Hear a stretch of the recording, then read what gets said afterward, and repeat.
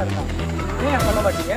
இந்த நாட்டு நலத்துக்காக தன்னைத்தானே குடிச்சு அழிச்சுக்கிறோம் தினமும். ஆனா நீங்க தர்ற பேரு ஒருக்கி உரம்போக்கு ஒல்ல மாதிரி.